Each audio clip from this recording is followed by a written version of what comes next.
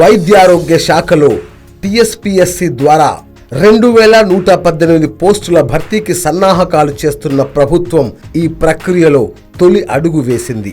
DME, ప్రజారోగ్య కుటుంబ సంక్షేమ శాఖ, వైద్య విధాన పరిషత్ విభాగాల పరిధిలో మొత్తం 592 పోస్టుల భర్తీకి గ్రీన్ సిగ్నల్ ఇచ్చింది.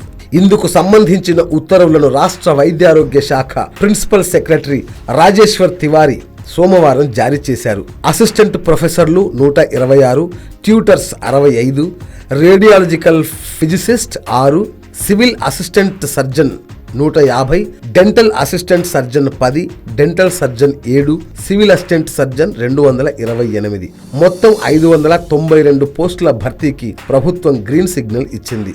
ఉద్యోగాల నియామకానికి సంబంధించిన విద్యార్హతలు, మార్గదర్శకాలను కూడా ఉత్తర్వుల్లో పొందుపరిచారు. ప్రస్తుతం ఉన్న మార్గదర్శకాల ప్రకారం రూల్ ఆఫ్ రిజర్వేషన్లు వర్తిస్తాయని వివరించారు. మార్కుల శాతాలను బట్టి నియామకాలు చేపట్టేందుకు మార్గదర్శకాలు రూపొందించారు. ఎంబీబీఎస్లో 75% మార్కులను పరిగణలోకి తీసుకుంటారు. 20% మార్కులు సర్వీసులో ఉన్నవారికి కేటాయిస్తున్నారు. మరో 5% కోర్సు కంప్లీషన్ కు కేటాయిస్తున్నారు. గతంలో ఇన్ సర్వీస్ లో ఉన్నవారికి 15% మార్కులు ఇచ్చేవారు. ఇప్పుడు మరో 5% పెంచారు.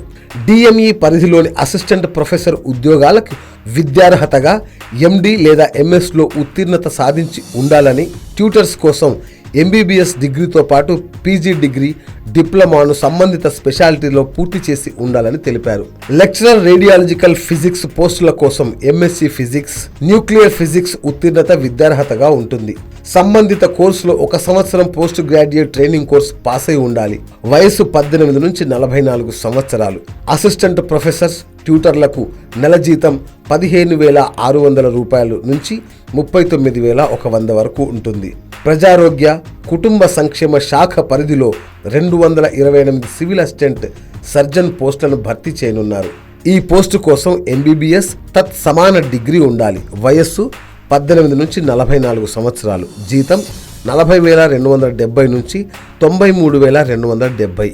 తెలంగాణ వైద్య విధాన పరిషత్ పరిధిలోని సివిల్ అసిస్టెంట్ సర్జన్ విభాగంలో మొత్తం 150 పోస్టులు భర్తీ చేయనున్నారు. మరో 10 డెంటల్ అసిస్టెంట్ సర్జన్ పోస్టులను భర్తీ చేస్తారు. సిఐఎస్ స్పెషలిస్ట్ పోస్టుల కోసం PG, diploma, dental assistant surgeon కు బీడీఎస్ విద్యార్హతగా ఉంటుంది. వేతనం 40,270 నుంచి 93,270.